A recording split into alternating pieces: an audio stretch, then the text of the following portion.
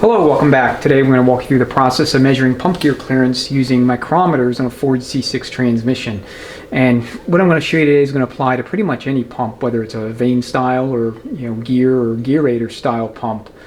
And so this video is prompted by a couple of comments another transmission builder had left on a similar video that I had made featuring this pump here, where I showed a worn crescent. And I also had this pump in the shot where I had basically used this pump to replace this pump that came in with a C6 that I had built. So his concerns were around where in the area of the bridge between the high pressure and suction portions of the body.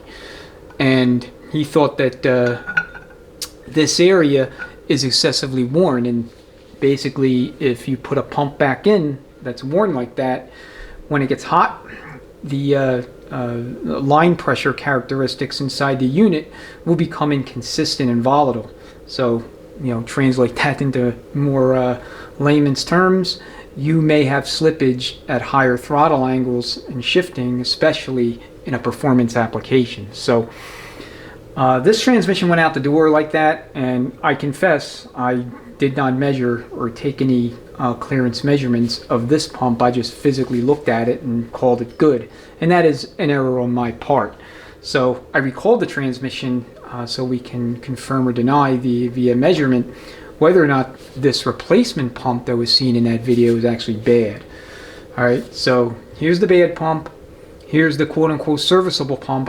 That's how I referred to it in that video, and then we have an additional pump here that's supposedly good used. So if this pump turns out to be bad when we empirically take our measurements, we'll check this one to see if it can be used. If all three of them are bad, then I'm taking them all three to the machine shop and having them going through and milled out for oversized gears. So the micrometers we're going to be using today to obtain all these measurements are going to include an inside micrometer, a depth micrometer, a 0 to 1 inch outside micrometer, and a 4 to 5 inch outside micrometer. The depth micrometer is 1 to 2 inches, and the inside micrometer is also 4 to 5 inches. Okay, I also have this block of steel here that's 748 thousandths thick. The reason I have this is because I do not have a depth micrometer that has a base that can span this entire width of the gear pocket. So had to kind of improvise and use this as a base for the base of the depth micrometer. So what we're going to do is measure 4 points to obtain our depth of the pocket relative to the deck surface, and then we're going to measure the thickness of our gear set. This gear set is associated with this pump, this gear set with this, and this gear set with that. Then we're going to subtract an average of the measurements that we take, the thickness of each of the drive and the driven gear, from the average depth of the pump pocket. And then what we're going to do is take our 4 to 5 inch outside micrometer and measure the width of the driven gear and compare it to the inner diameter, which we will obtain using the inside micrometer. Alright, so let's go ahead and get started. Put the gears aside for now, and I'm going to position my base, get it in the pocket, and then what we're going to do is we're going to measure at the bridge location, because that's where the commenter, and his name is, and I apologize in advance if I butcher this, Billy Willicker. Alright, and I'll flash his comments on the screen so that you can see exactly what he said, so that in the event I mischaracterize something. But we're going to measure here right at the bridge, then we're going to come around, measure at the back of the crescent, which is roughly 6 o'clock relative to here, and then about 3 o'clock and about 9 o'clock, roughly speaking. That'll give us 4 locations, and that should give us what we need to make some sort of determination about whether or not we're in clearance with these gears once we measure those. Okay, so for your depth micrometer, what you want to do is position it so that the base is firmly on whatever surface you're using, and then go ahead and then crank down on your thimble until you make hard contact with the deck surface. Okay, do the best you can not to move it like I just did. Once you make hard contact, confirm with your ratcheting thimble, and then lock it down.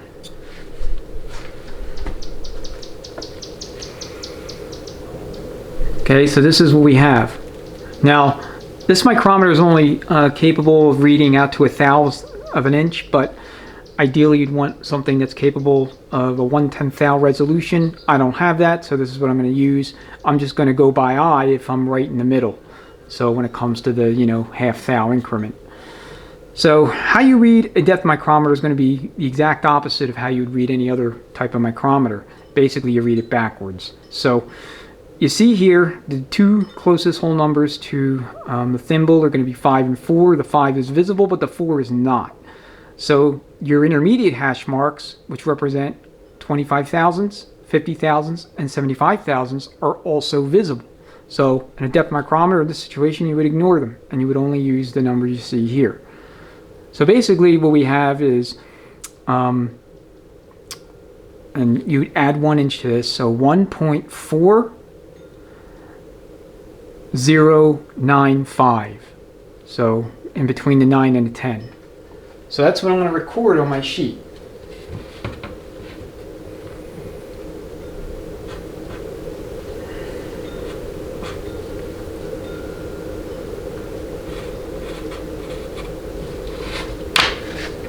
Alright, now we're going to go ahead and take a measurement at the back of the crescent.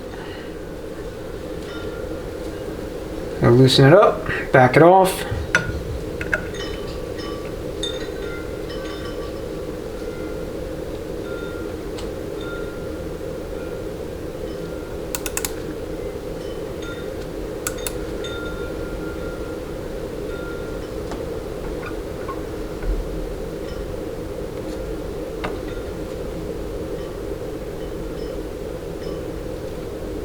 And lock it down.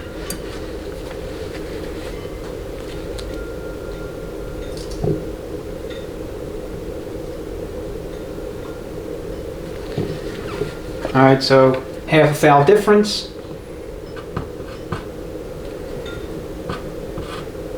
So 1.4100.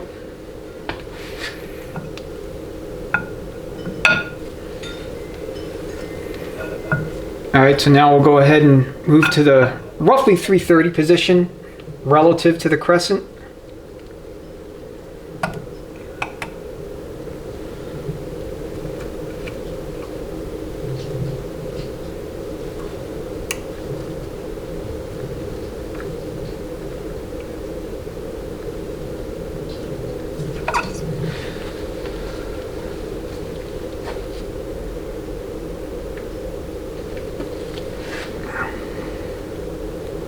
So it looks like the crescent may be worn. I mean, you can already see the difference. Just before we get ahead of ourselves, let me double check that.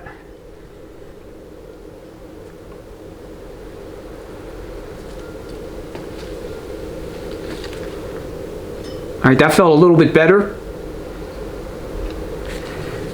So 1.409. Okay, these are face value measurements. Remember, we still have to subtract out 748 thousandths from these measurements to get the actual depth. Okay, so now what I'm going to do is measure right along here by this paint mark.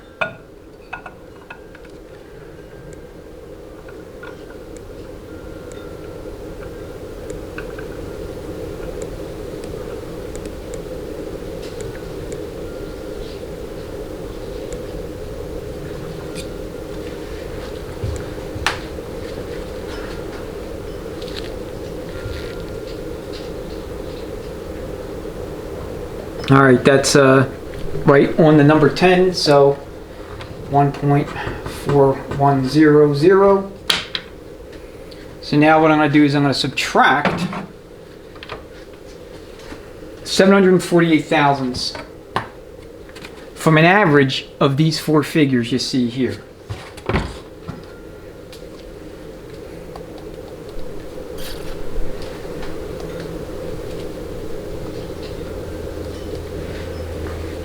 All right, so let's do 1.4095 plus 1.409 plus 1.41 plus 1.41. Divide that by 4, gives us 1.4095 minus 0.748 thou. So 0.6616. We can record that as our mean, our average.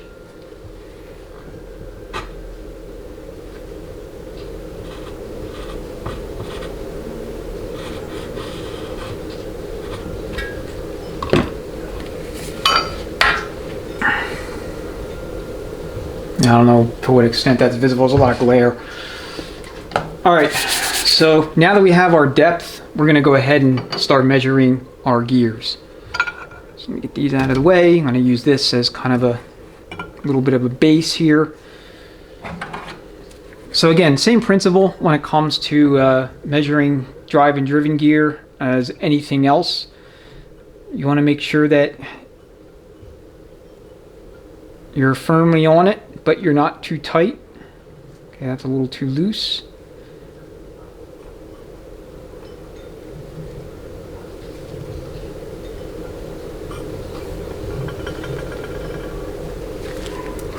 All right, so this is going to be 659 thousandths. So you got your 6/10, 25 thou, 50 thou, and then 9 thou.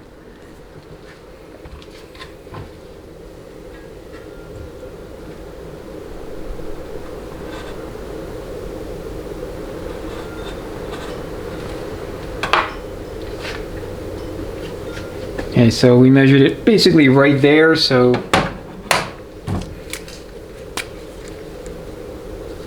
I'll make a mark.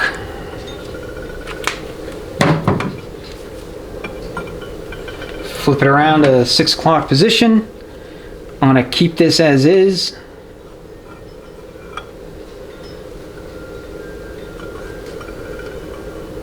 Maybe not.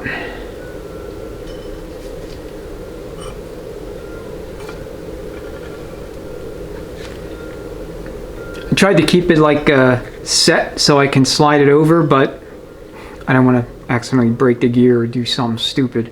So same measurement basically.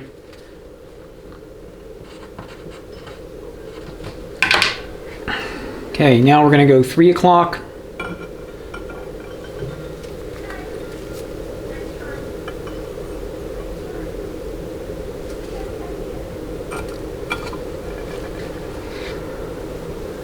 Basically the same measurement. I mean, a couple of 10 thousandths difference. That ain't material in my opinion. So I'm going to come over to the 9 o'clock position.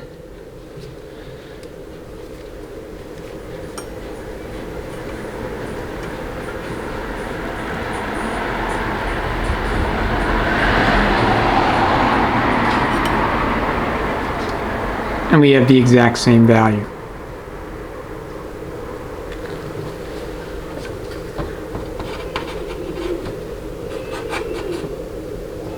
So 0.659. No clue who the hell that is or what's going on.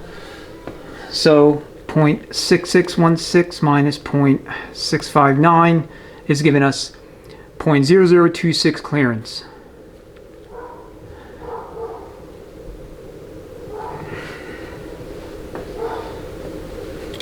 So that's between the driven gear and the pocket.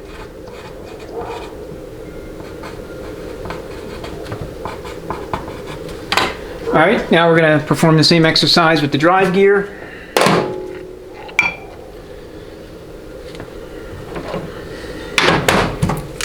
And let me make an index mark. All right, that'll be like our 12 o'clock.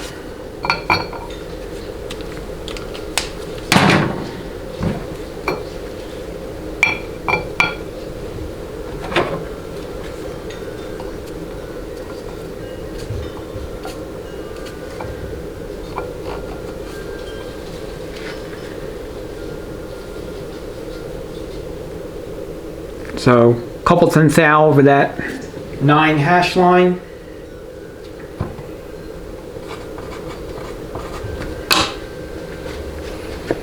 So we'll go 6 o'clock, and then 3, and then 9.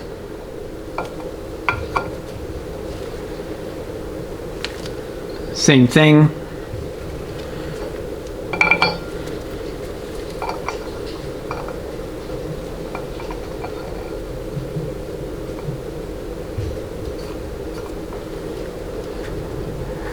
It's a little bit thicker there.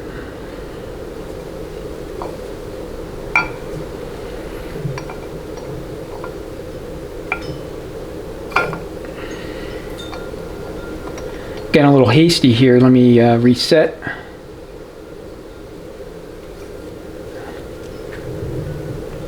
Okay, that's better.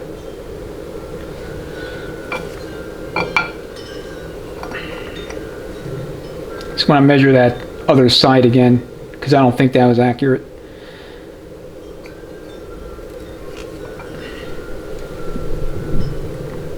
Alright, so the drive and the driven gear are identical in terms of their average size, average thickness I should say.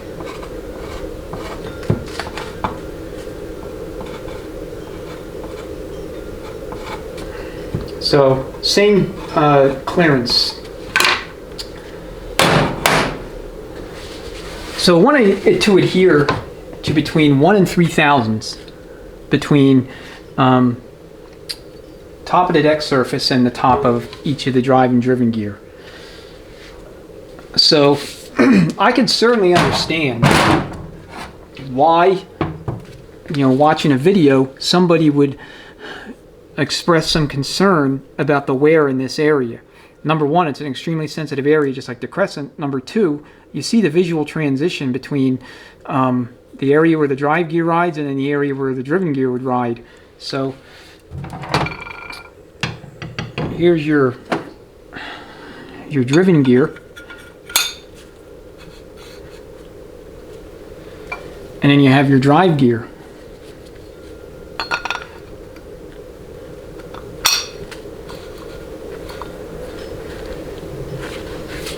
So that's where they ride respectively.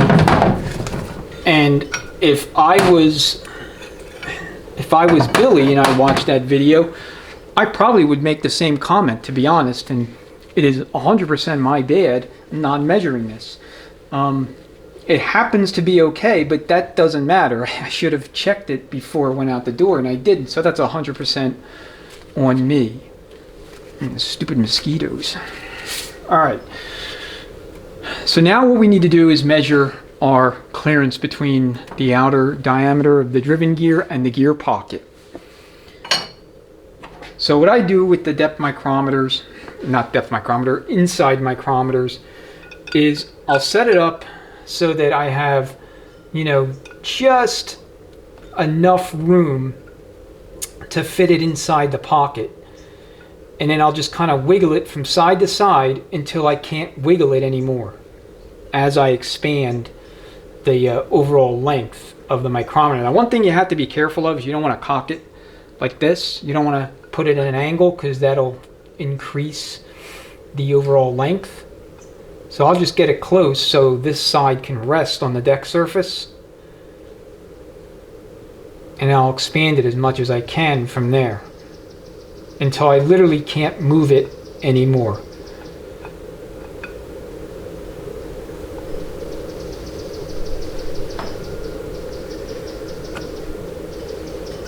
Okay, the only way I can move it is to cant it or angle it. So this is going to be 4.175 plus 0.18, so it's 4.193.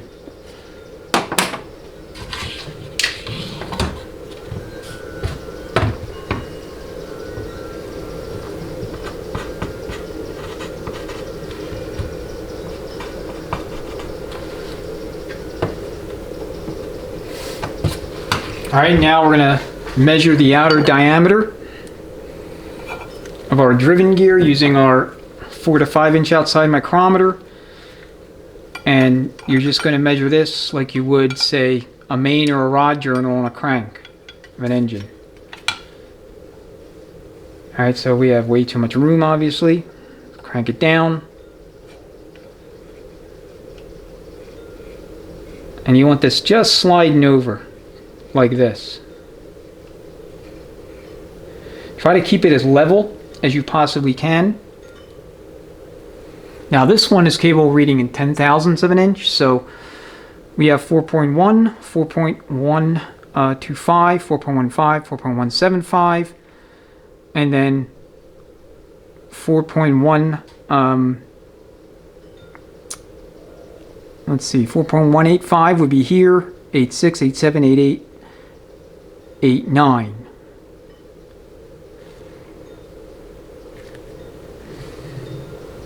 So 4.189, and then you can go to the 10,000 scale to see where they line up perfectly between this side and this side.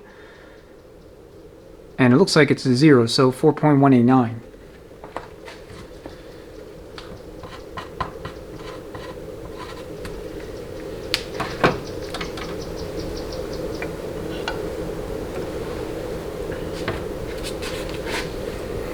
So 4.193, 4.189, that would equate to a clearance of 4 thou overall.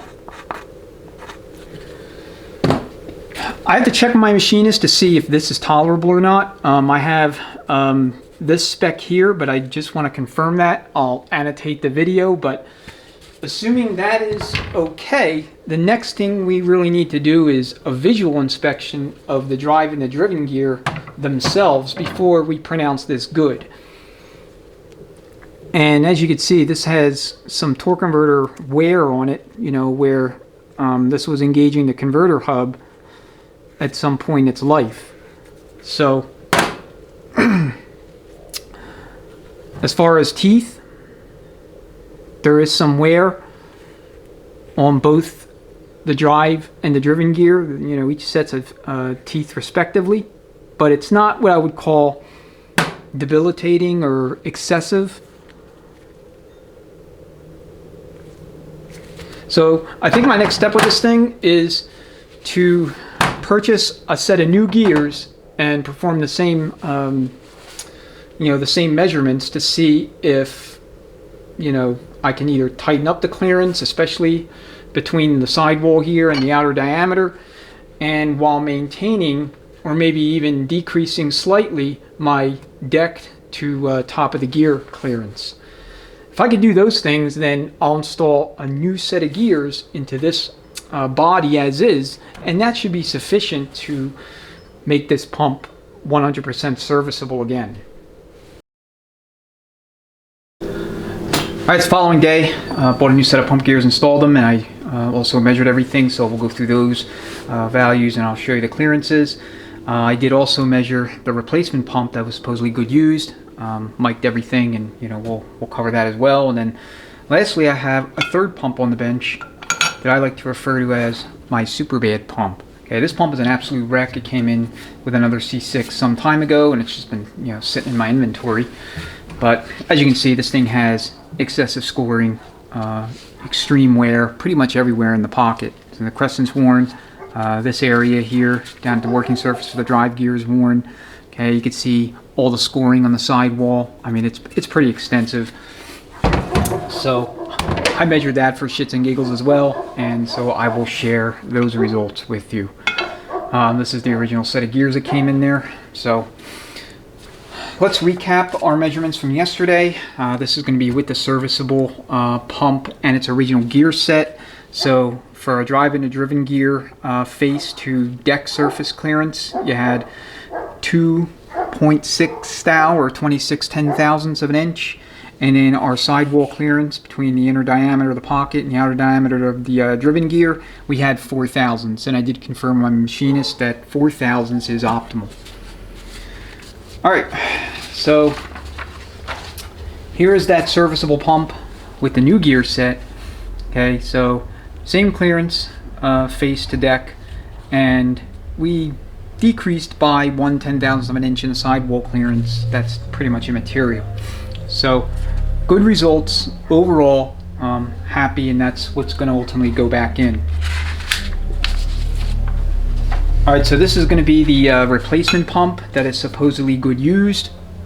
So here we had 2/1000ths clearance between the face and the deck, and 5/1000ths clearance on the sidewall between the outer diameter driven gear and inner diameter of the pocket. 5/1000ths is starting to get a little excessive. I prefer 4/1000ths, so this pump's actually no good. And then lastly, we have the super bad pump. Hey, this thing is a mess. So coincidentally, all the numbers shook out to 7.5/1000ths for our clearance for the face to the deck for drive and driven, as well as sidewall clearance. So total mess. Additionally, you see all the variation between the 4 points of measurement from the top of the deck to the working surface on this pump. So a lot of variation. I mean, I don't know, if you put this back in, there's no way in hell you would have proper line pressure management. You know, your line rise would be inconsistent no matter how good your vacuum was, no matter how good the rest of your hydraulics were. You'd be in bad shape. So ultimately, I think this was a great exercise to do, and I should have done it initially. Again, that is my bad. The other thing I'll mention too is there's always potential for a little bit of human error when it comes to measurement, and so you want to allow for that to the extent you can. So here what I'm talking about is margin for error. So for example, if you determine your clearance between the faces of each gear and the deck is 3/1000ths based on your measurements, you should allow for some sort of leeway in either direction. So maybe you have, instead of 3 thou, you have 32.5/10,000ths, or 0.00275 in the other direction, meaning it's tighter. Either way, I don't believe anything falling within that range would have any effect on whether or not the pump functioned correctly.